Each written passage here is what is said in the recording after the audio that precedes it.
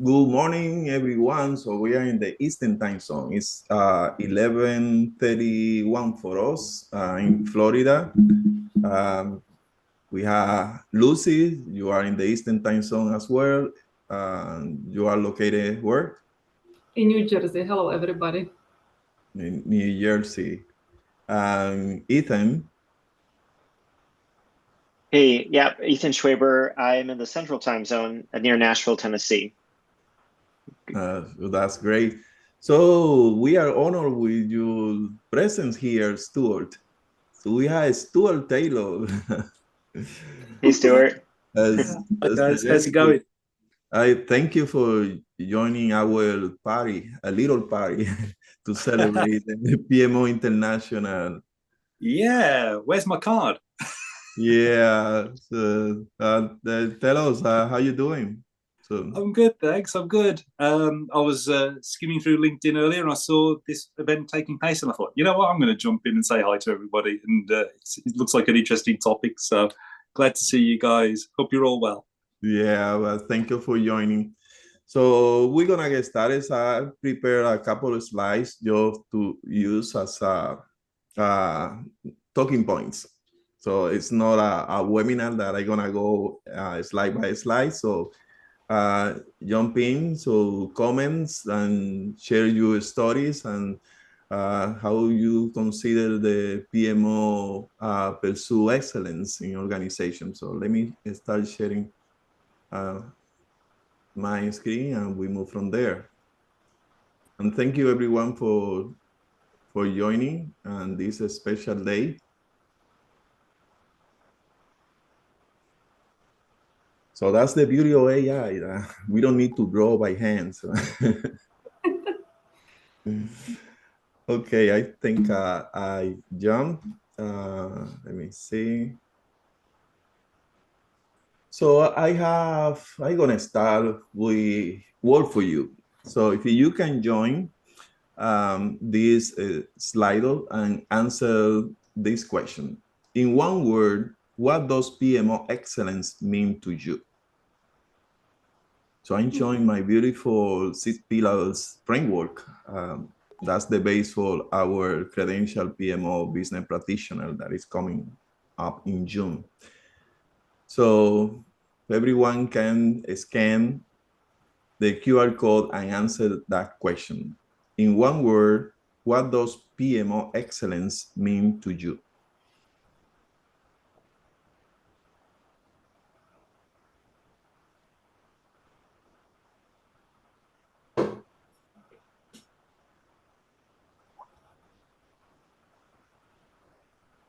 Okay, let's give a minute to have the most participation we can.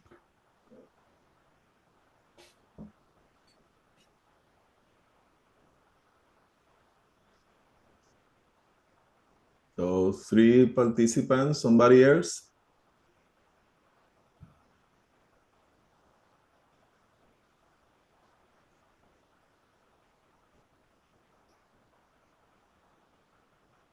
Let's see, what is your understanding of PMO excellence?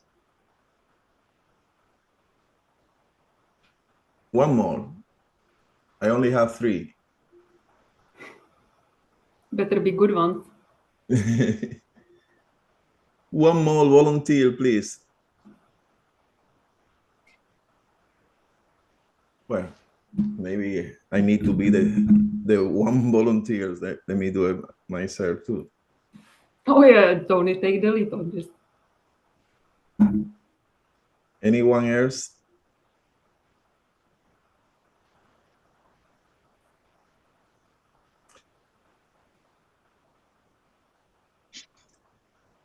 PMO excellence. Okay. Let's see what we have in the word cloud here.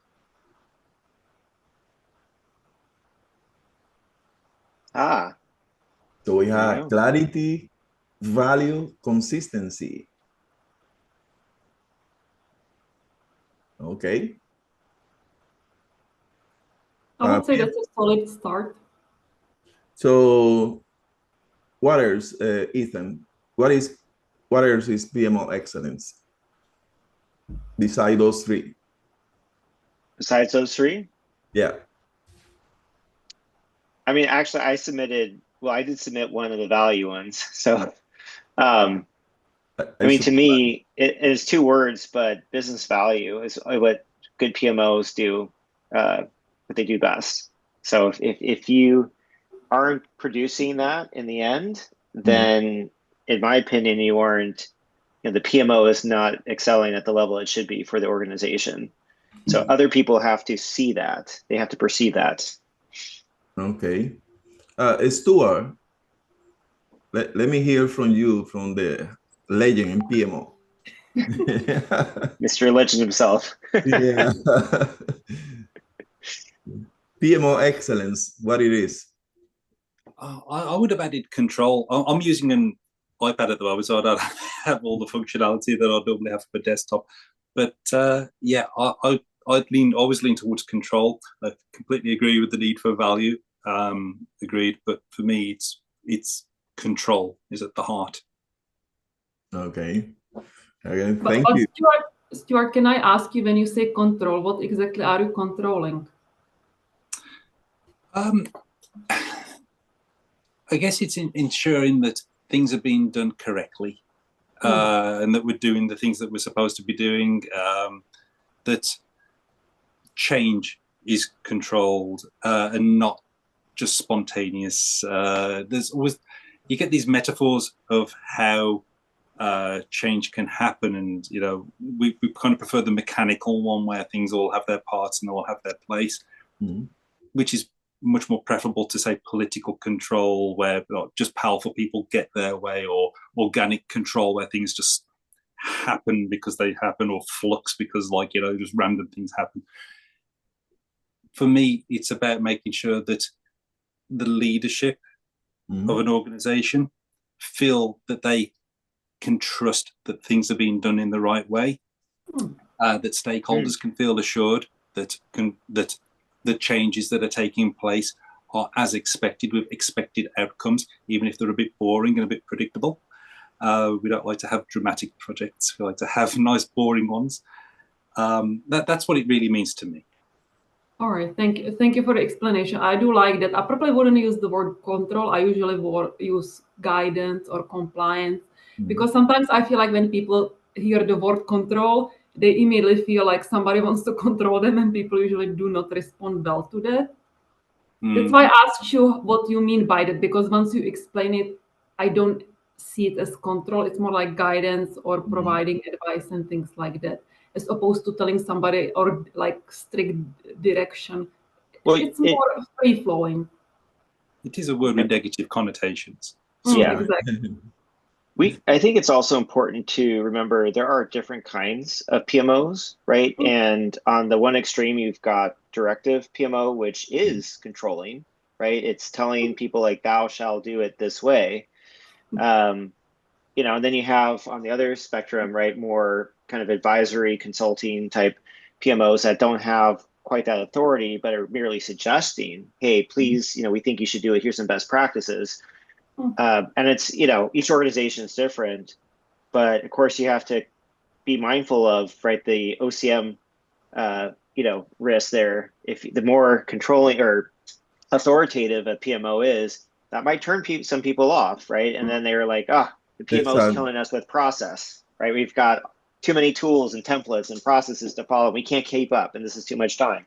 So, obviously you have to find that good balance there for the organization. Yeah, that's a very good point. I like that. Thank you, Ethan. Yeah, so we should avoid to be auditors. In the organization, most of the people hate auditors. Yeah. So I have a definition, so everybody like definitions. So we can say that PMO excellence refers, that you already mentioned, maturity, strategic relevance. So we talk a lot about being relevance, performance impact on PMO within an organization.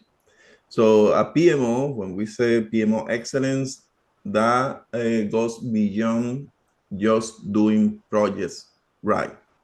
So it's about enabling the organization to do the right projects and achieve the right outcomes.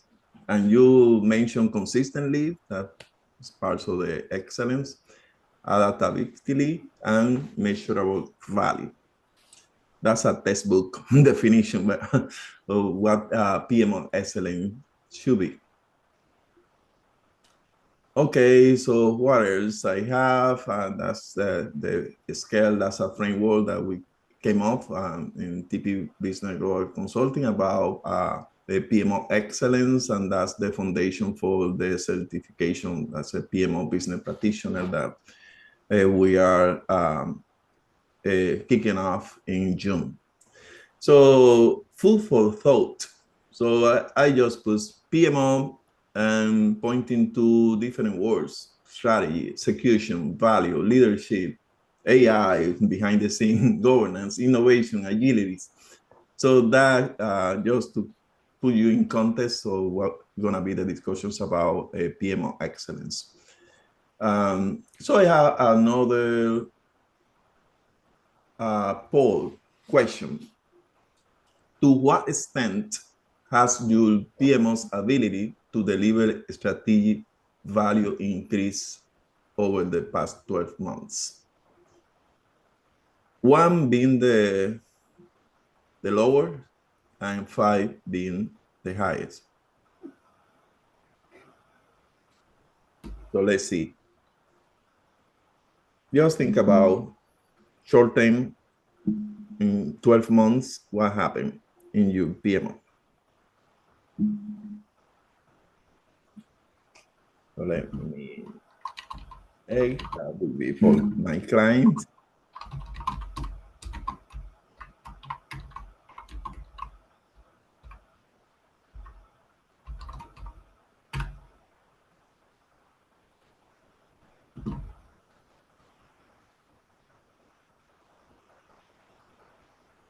Okay, so let's see. We don't have a lot of participants.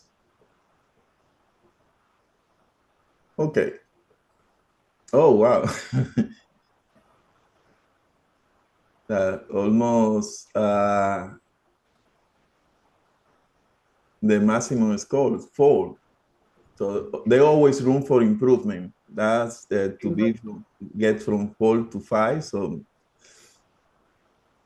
it's not an easy question because that requires like a holistic assessment. I would say you cannot just pick one thing. You have to assess it holistically as to what the whole PMO is doing. So it's not an easy question to answer.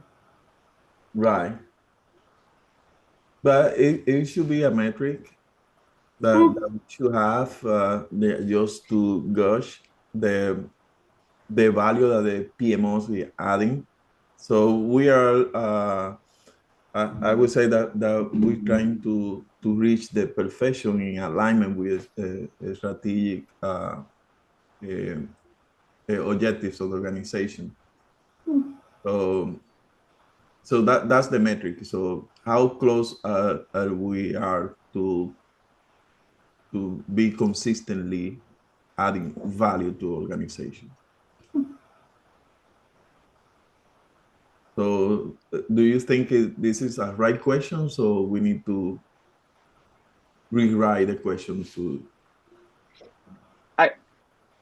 I think that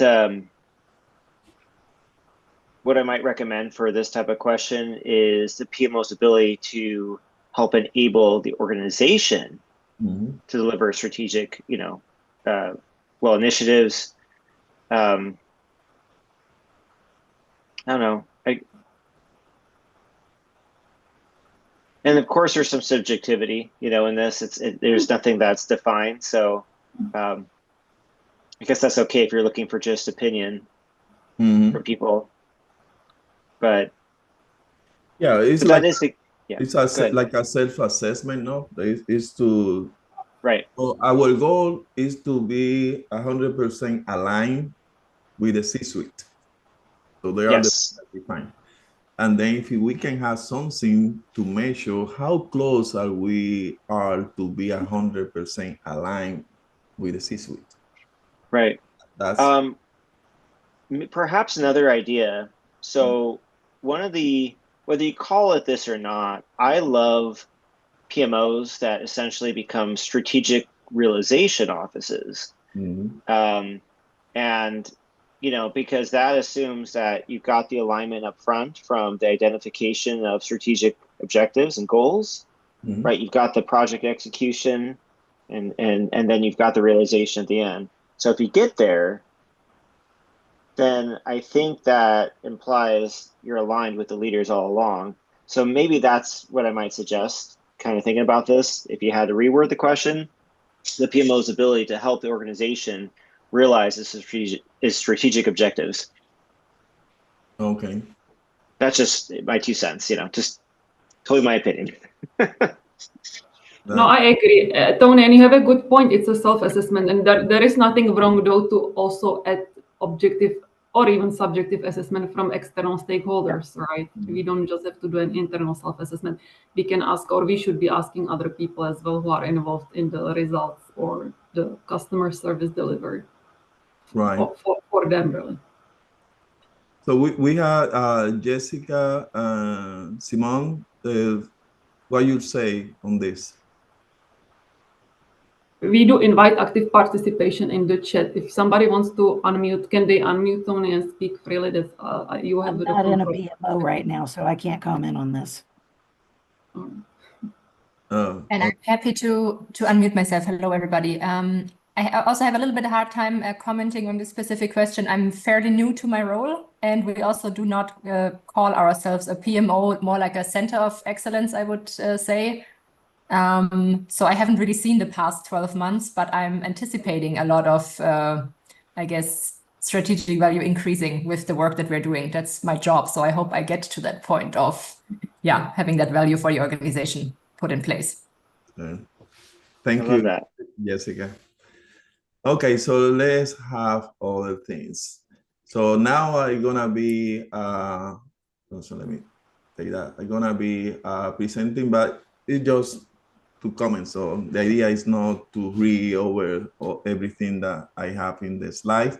But when we said PMO excellence embodies things like a strategic alignment. So what do you think about that? When we said PMO excellence embodies strategic alignment.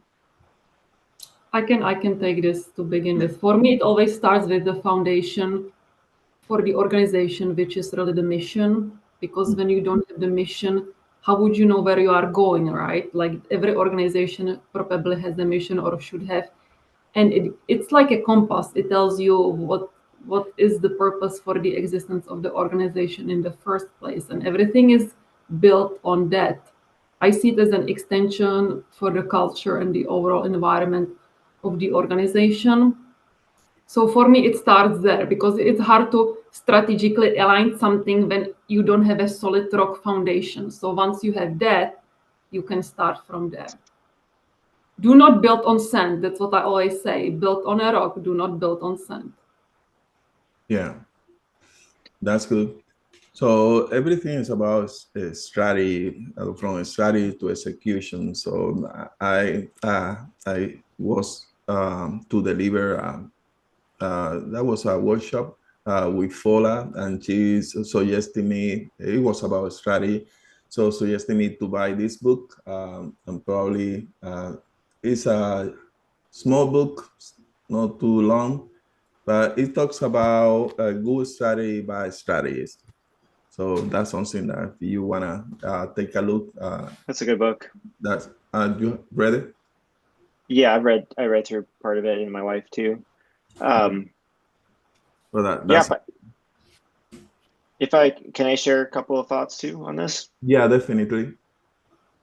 So to me, this is really the heart of PMO success, and providing the type of value that they need to for organizations.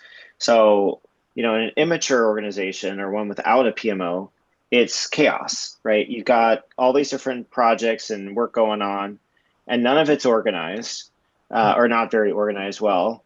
And this is where you run into things like where you have the strategic initiatives that don't get realized at the end. And then, leaders tend to not do very well in these organizations and get shuffled out. You also have, you'll hear people say, oh, we've got, we don't have enough people, right? We have these resource management issues. We just don't have enough people for all the projects, right? So that's because, right, you're not linking like Tony, like you said, aligning the strategy, and the PMO, making sure the PMO is aligned with the leaders on the strategy side. Because if you do that, right, then you get to the next step, which is the intake and prioritization process for projects. So you're aligning all the projects to, what is important to the organization. If you can't prioritize and say, okay, this is priority number 1 for the organization, number 2, number 3, number 4, then you can't do the same with each project. And then you get to a decision, right? Okay, we have just a few project managers, so we can only tackle, say, 10 projects. Right. So then you can rank and stack them and make sure they're all aligned to a strategic initiative. But, and then if you don't, right, if you need more than 10 projects and you only have enough people for that, right, then you have a decision to make as a company, right? Maybe you bring in some some outside project managers, maybe you hire some FTEs, but right, it all starts here. So, and if you have a PMO that focuses just even on execution, then you're missing that link, that's so important. So that's why that bridge is I think that's really key, what you have here on the slide. Exactly. So it's important to have that connection between the strategies and execution. Okay, another slide about PMO excellence embodies also value delivery. So, Stuart, what do you think about that?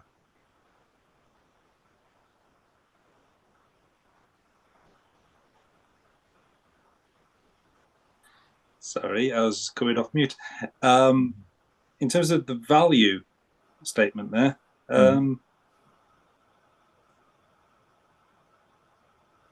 yeah, it's I'd agree with that. Yeah, nice easy one. Yes, I agree. It speaks for itself, I guess. Stuart, the slide speaks for itself. Yeah, I can't really add to it. It's yeah. I mean, you've identified earlier on in the presentation that value is the key term by how you're judging excellence. Yeah, I think that value, though, needs to be understood from the stakeholders' perspective and not necessarily get tied up in what we think value is. And perhaps that sometimes means that we need to go and have more difficult conversations and need to be perhaps open to different types of responses. So, we might look to try to channel the answers to what is value into some very specific categories, but they may not be applicable for every single project. There are many ways you can demonstrate value that don't fit easily into a dashboard, and perhaps just be a little bit open-minded around that. But yes, as for the statement itself, absolutely, I agree. Yeah, thank you. So if you have been in any of the Americo Pinto conferences or speeches, he always talk about perception of value. And when we think about it, the value is measured from the stakeholder perspective. So I can think that value is revenue. More revenue. But not always, Tony, right? Because coming from a public sector, we don't always measure value in revenue. Public sector is not profit focused. So we measure value in different KPIs such as customer satisfaction, compliance level, and things like that. And I also want to add that value is one thing, but sometimes we have to do compliance projects like regulatory compliance initiatives that we don't have a choice over, especially in the governmental sector. And sometimes the stakeholders do not even want them. They don't see any value for themselves in that project, but it still needs to be done because it's a compliance project. So sometimes we do not have a choice. But even with projects or initiatives like that, we can always structure it in a way that it adds value as well. Yeah, as Stuart was mentioning, so we need to have those conversations with the stakeholders to understand what is value for them. So we can assume that value is A, B, and C. So we need to have those candid conversations with our stakeholders to define what is value for them. I have another one here in the PMO Excellence embodies adaptive governance. And what is that? Who wants to take that one? Jessica, Simone, anyone else?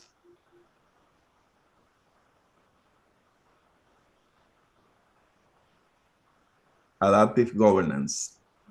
Well, it seems to reflect the fact that there's more than one way to do anything. The conversations I have with people now is that there's less distinction between there being agile and waterfall. You get the purists on both sides of that who will argue their case all day long, but everyone else is doing hybrid, whether they know it or not.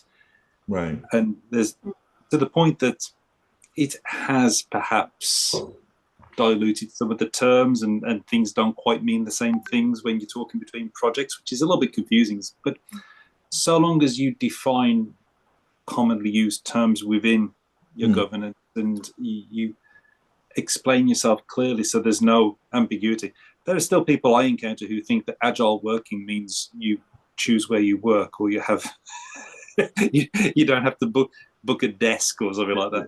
Yes, you know, that still exists, you know. But you know, there are all sorts of ways to misinterpret things so long as you're clear about exactly what it is you're doing whilst being adaptive, so that everyone understands the same thing. Then yeah, it's not the best way forward. I think it's the only way forward, really. Yeah. So what do you think about that statement? Excellence means enabling agility without losing control.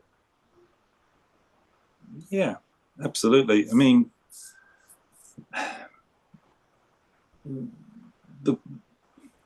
I emphasized the importance of control earlier, but the point isn't control. The point is to get things done, to you know, release benefits and to make progress.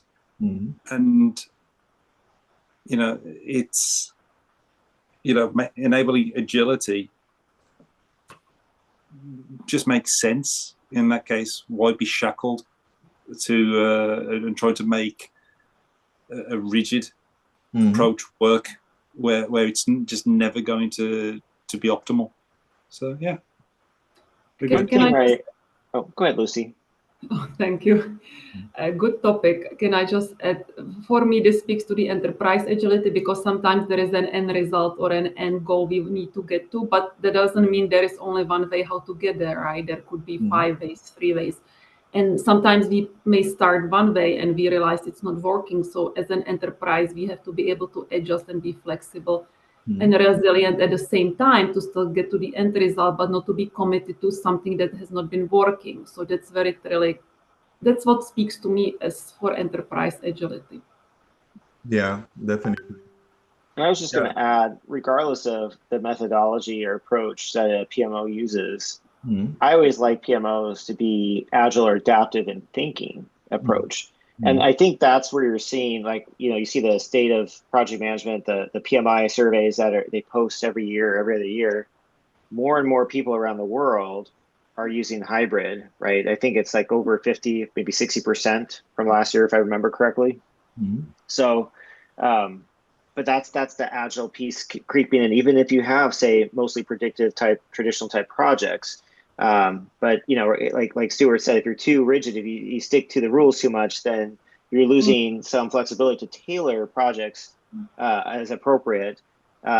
And then same thing, you know, on the agile side, if you're just strictly an agile shop, like I agree, I don't like the purists, so to say, because if you're just sticking with agile, that's great for iterative if you don't know the requirements up front, but you know, how are you gonna control schedule? Because ultimately that is important too. So that's where you take in elements, right, from say like from waterfall or conditional approaches to kind of add some of the, you know, so you come up with a better overall solution than just sticking with just agile or just waterfall. Definitely. Yeah, it's the way of working that we need to consider, and that change depending on the context that we are delivering. Exactly. And why commit to only one tool when we have all these tools in our toolboxes and we can just pick whatever we need? Because I often see conversations on LinkedIn when people want to get rid of agile, or they just really are focused on the terms and how it differs, when it's in practice, it's not really needed. As a best practice, we can just pick whatever works. Exactly. We don't have to commit to something just because that's how the term is defined, right? Yeah. Yeah, we need to avoid plain methodologies.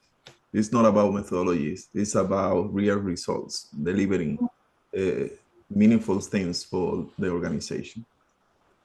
You know, there was a time when I had the opposite view, and you can always tell this whenever you encounter somebody, especially in PMO, who's read one book on how things should be done, and or they take on board the process guidance from their organization and they cling on to that like it's a life raft, and they can never justify why you have to do things that way. They can only ever tell you that these are the rules, this is best practice, this is how it must be done, but they can never really, when leaned on by an experienced project manager who just needs to get things done, they buckle and they end up having either looking weak because they have to back off, or they end up looking authoritarian because they impose a just do it or else threat. Exactly. Can you elaborate on it, Stuart? What do you mean you used to have this approach or opposite approach? Like you used to think like this, like you were only committed to one thing? Absolutely. I was a Prince 2 boy, and I was utterly distrusting of Agile. The first time I ever heard a presentation by a team who wanted to do Agile, I honestly thought they were just skiving. I thought they didn't want to do the hard work of writing a plan and explaining how they're going to do things in advance. They were just going to wing it, and in 2 years' time, we were going to think it was a big waste of time. And my view has moved on so much since then. I mean, don't be wrong, the guy presenting the Agile thing at the time did seem a little bit of a chancer. So he might well have wasted everyone's time for 2 years. That's a possibility as well. But my initial reaction was very opposed, very defensive, and very, this is how it's supposed to be done. Don't you know? And it's funny. I can kind of laugh looking back at myself now, but I'd like to say that it was a short journey to get from there to a more relaxed position, but actually took years. But you were able to do it, and that's important, because I have seen some people are really stuck and they don't want to let go. So it's important to be able to let go. Yeah. So the key to it really is understanding why the governance is as it is, why the rules are as they are, understanding what really it exists for. You know, it's not there just for the sake of being there. It's not just there for the sake of bureaucracy. It's there for a purpose. And if you can get to that purpose in a different way, then be flexible where you can. Definitely. Yeah. But we need governance. Some people think that if you are agile, you don't need governance, you don't need anything. So. Well, I wouldn't be so adaptive to say you don't need any governance. Yeah. I think you should have the least amount in order to maintain control and to enable people to get on with things. Yeah. But I'm pro-governance. I'm also pro-flexibility. And I don't see any reason why governance can't be flexible sometimes. Yeah. Hey, thank you very much for enriching this conversation around adaptive governance. What about this one? This is high tech. PMO Excellence embodies digital intelligence.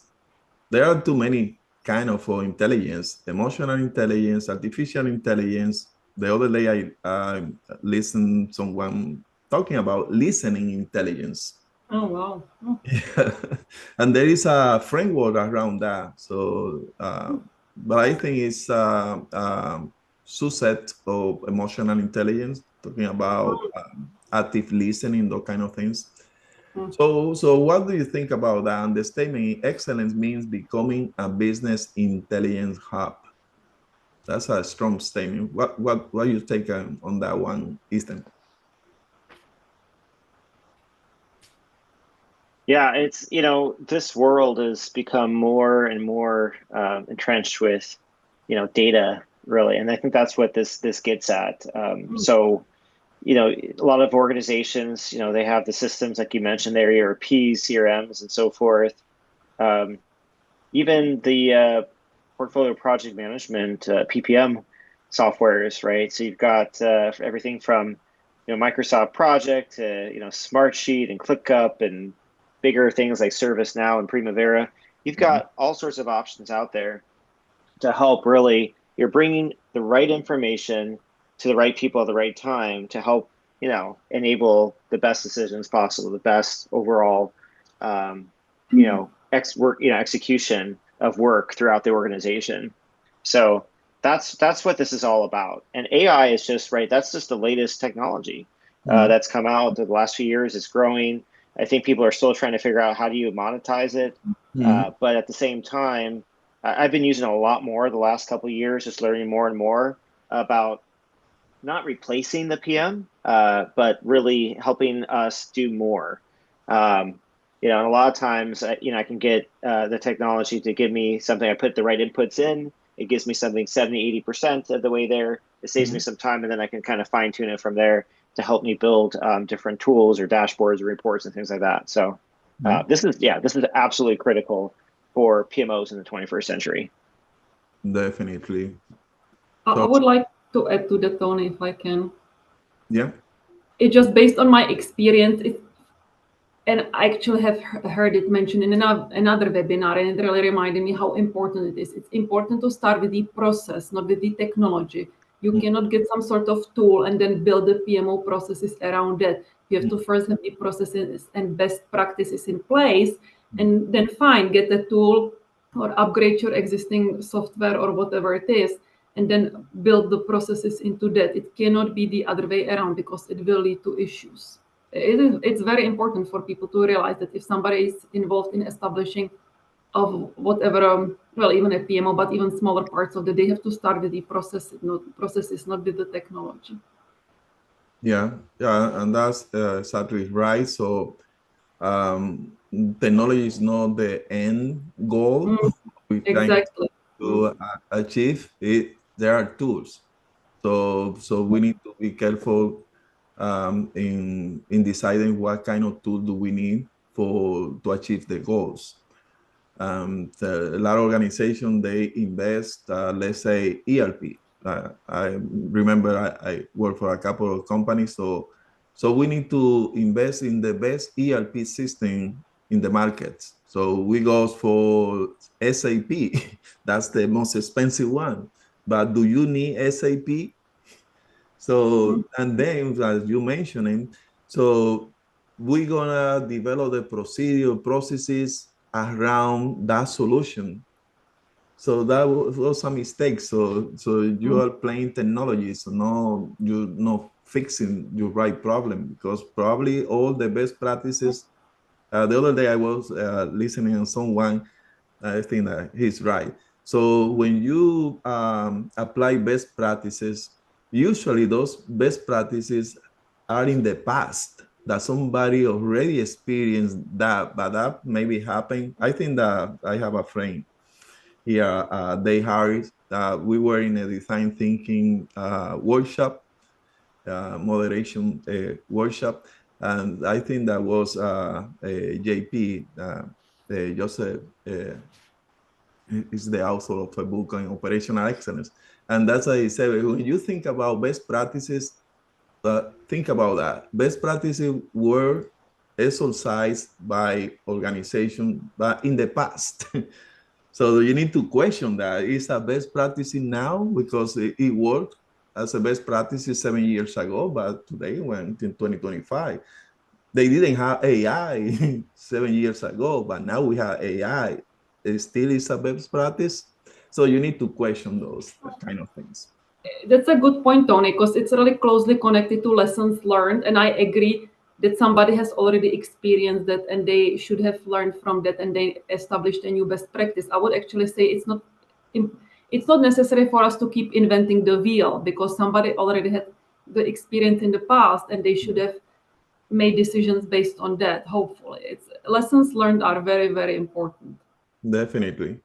Yeah, you don't want to make the same mistake over and over. So if you use that, I read in some books, if you made the same mistake again, so you are not so smart to avoid using another word.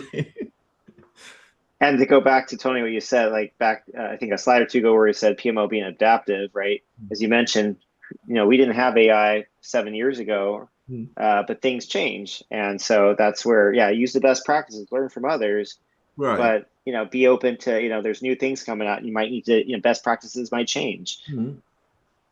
Yeah, I would also point out too on the slide, the systems you mentioned, the ERP, CRMs, those are probably, if you're doing an integration or implementation of those are two of the riskiest projects you'll ever find. Those have the highest failure rates. So, but having a good, strong PMO with good project management practices, that's going to help lead to success. So, I have the opportunity to work on those three, implementing ERP for large organizations, CRM, and also business intelligence. A lot of tools at the time that we have. But I think the most challenging things about the implementation of those technology is the silos.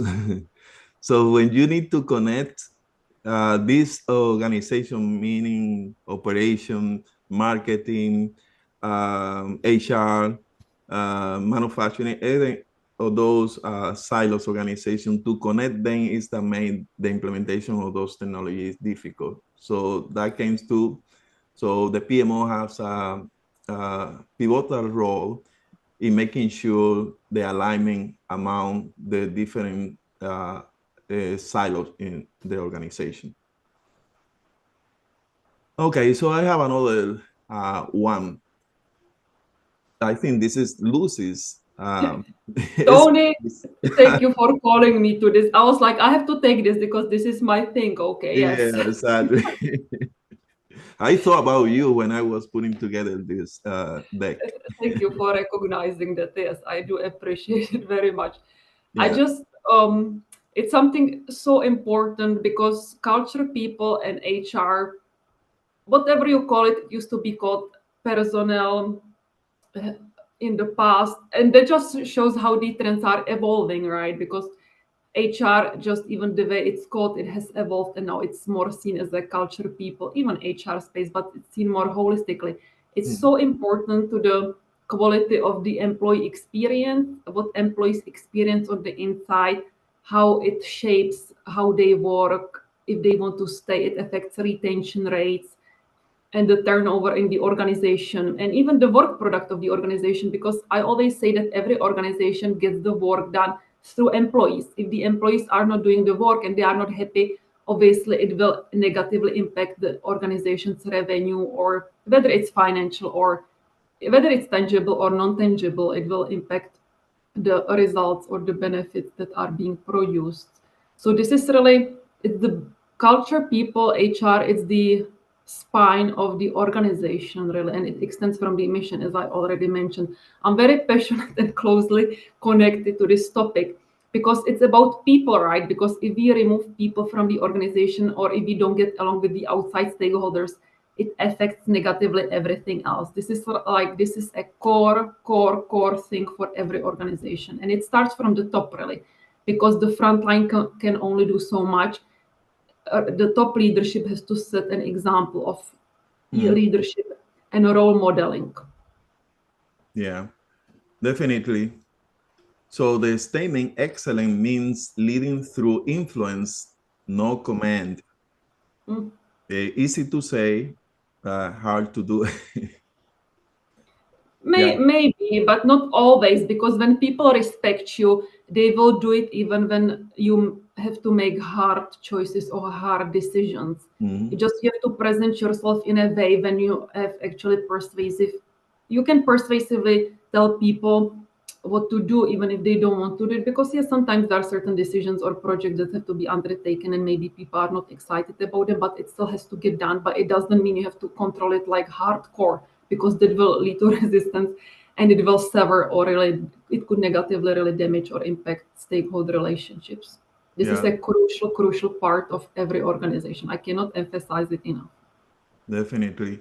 So one thing for the PMO, if you can build trust across functions, you are a winner.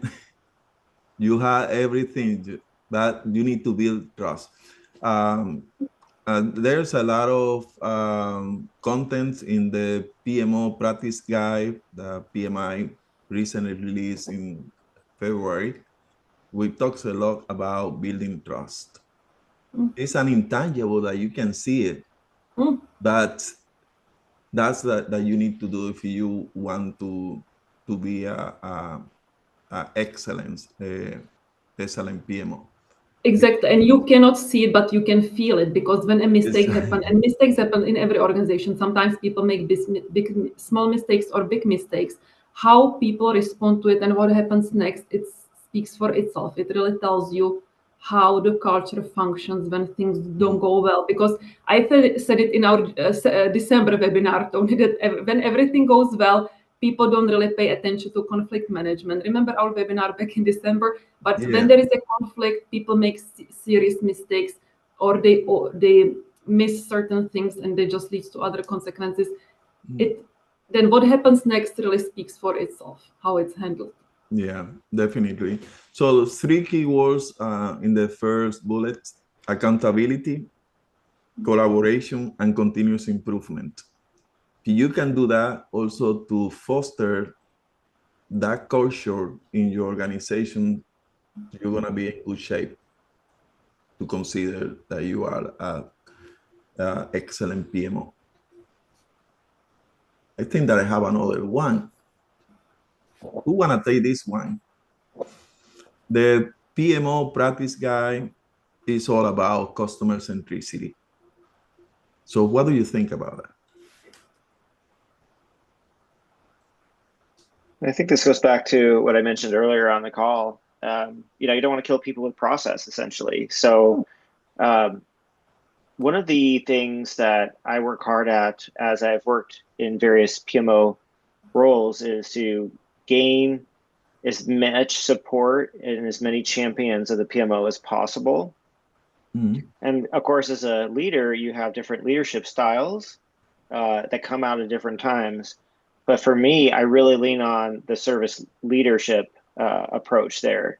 So as it says here, like I look at them as like, they're my customer.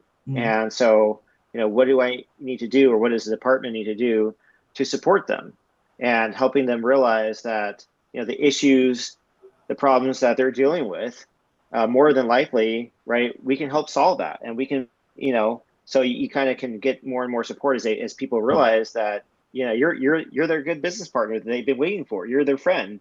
And then you just build that momentum on top of you. So as long as you keep that service mentality, they're your customer, you're keeping them, trying to keep them happy, take care of their needs, and they'll provide that support for you as soon as that light bulb goes off with them, that you're just there to be a good business partner for them and help them achieve their goals. Yeah. Thank you very much, Ethan. So I have a friend they call my business partner, Dave Harry. Dave, you come from the Six Sigma world, Lean Six Sigma, operational excellence. So this concept of customer centricity is not new, because in the quality management framework, we talk about the voice of the customer. So Dave, can you tell us about what is the difference customer centricity versus voice of the customer? Well, I think the voice of the customer is what you hear from the customer. Customer centricity is more in leadership, that they're actually looking to the customer at all times. And there's a voice of the customer, which is, what the customer is looking for as far as value creation. And then there's the voice of the business, and that tells you what the business is capable of. And there's a lot of voices that you've got to focus on. But in the Lean Six Sigma world, respect for the customer and customer focus is really all important, because the customer is the one that pays you, and you're not going to survive if you don't pay attention to those that are going to actually, pay for your services. So that has to be a driving force. Yeah, excellent. I love that, Dave. Thank you, Dave.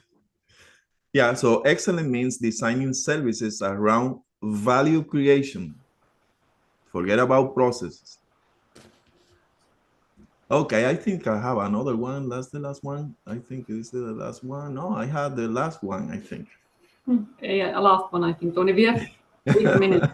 Yeah, so we are about to finish. So another PMO Excellence that embodies also innovations and continuous evolution. So it's like I have a boss, I always say, so we need to be able to change the wheel while the car is running on the highway. Imagine if you can do that. So we need to change the wheel while the car is running. So it's about having that everything can be better. So don't be satisfied with what you have now. That's innovation. So there's always another way to do it better. And that should be a culture in the entire organization. So innovation, continuous evolution. So anything, Lucie, that you want to say? We only have 7 minutes left, so I'll be brief, but I'm looking at the green check mark. Excellence means staying ahead of the curve, not just managing the curve. That really speaks to me, because it's about at a higher level in the PMO or in the organization. It's really about watching trends and looking what's ahead. You cannot just be reactive and you just get surprised by what's happening out there. You have to anticipate trends. You have to look forward. You have to really apply your visionary abilities, if that's one of your skills, to see what's potentially coming and what, as an organization, we can anticipate on a global scale or a national scale, whatever your scale is, and prepare for that, because that really helps with not being surprised and being prepared, being future ready. It's really about being future ready. Obviously, not anybody, I think, on this planet Earth can exactly know what's going to happen tomorrow, but we can all observe at different levels trends and prepare ourselves for in that sense. Exactly. So we can conclude in that one. Excellence means staying ahead of the curve, not just managing the curve. So I just gonna say something. Speak the language of the business, and the seats at the executive table. That's that you need to work for it. There's not any guarantee that you're gonna be at the executive table. And never stop learning or adapting. That's a never-ending story. So what next?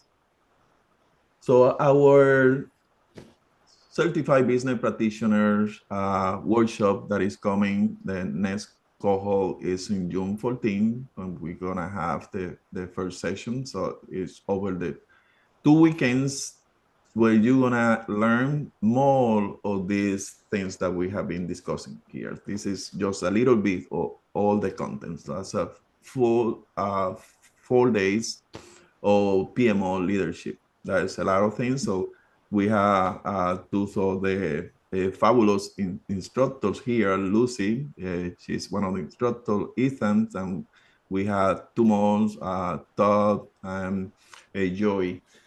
Myself, so we're gonna be delighted to have you in that experience. So if you are more interested, that's a QR. So you can scan the QRs and tell us that you are interested to get more information. So we are more than happy. Okay, so what else? So I think that with that, we've finished the content. So I open to question, discussion, comments, jokes, anything that you want to do in the 4 minutes that we have pending. I just want to thank you, Tony, for putting this webinar together. You really do the best webinars. I appreciate your ability to put this together, and I have really enjoyed this webinar, even more than I anticipated. Somehow it really spoke to me what we talked about, and it was like a free conversation. Not everything has to be structured, right? I know some webinars are prepared more in advance. This was really more like spontaneous, and I have really enjoyed the format. So thank you, and thank you, Ethan and Stuart, for the participation and your value add. This was really a good experience for me. It really was. Yeah. So I would say thank you to Stuart. So I'm honored to have you here. Well, you've caught me multitasking now. I've been cooking during the last 3 pages. So Oh, wow. I've been listening very carefully. What's for dinner, and are we invited over? Oh, you'd love it. Are you gonna be in Saudi next week in Saudi Arabia for the Global Project Management Forum? I don't get invited anywhere anymore. Oh, yeah. I must have said something to somebody. Yeah. Okay. I thought I was gonna see you there. Oh, I wish, but no, I'm kind of tied to London for the next few months for certain. But keep doing these events. Every time I see something like this coming up on LinkedIn, I'll always jump in. You know, we've got to keep looking out for each other. We've got to keep supporting each other's webinars, and sharing the ideas. You've shared some great ideas here today, and it's you've added some real good value there. So just keep going, keep supporting other creators and other thought leaders, and it's a great community, the PMO community. Absolutely. We are a great family. That last part about evolution, can we improve? We have to keep doing these things, otherwise we'll only ever be as good as we are today. So there's no other choice. Yeah, thank you very much. I appreciate it, Stuart, for taking the time and stop by. Hey, hello. I remember me from the Zoom party. I just stopped in to say hi for a few words here. How are you there? Hey, how you doing, Omar? Doing well. Yes. He participated in like a Jeopardy game the other day, and so I wanted to support him. So we did a live show. You can watch it on the profile there for PMOs. Yeah, and it was a great game. It was almost over an hour. I was beating it in the last question, so you need to take risk. So for me, when you said how many points I want, so I just went for 10 points because I thought that if I fair answering the right question, I'm gonna lose all my points. But I was winning. But Andrea, she was more bold, and she took 1,000 points, and she beat me.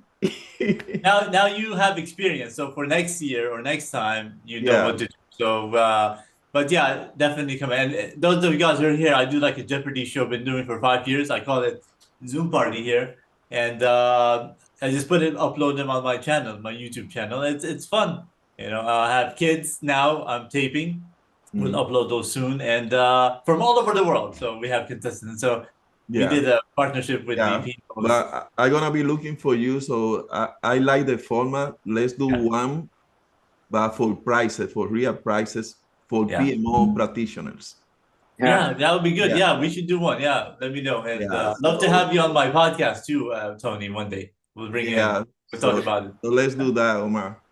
Thank you, guys. Yeah, thank you very much. Thanks, everyone. Omar. Happy International PMO Day 2025. Enjoy, continue celebrating, and see you next time. Thank you, everyone. Have a great day, everyone. Thank you. Bye. Thank you. Bye-bye. Thank you. Bye.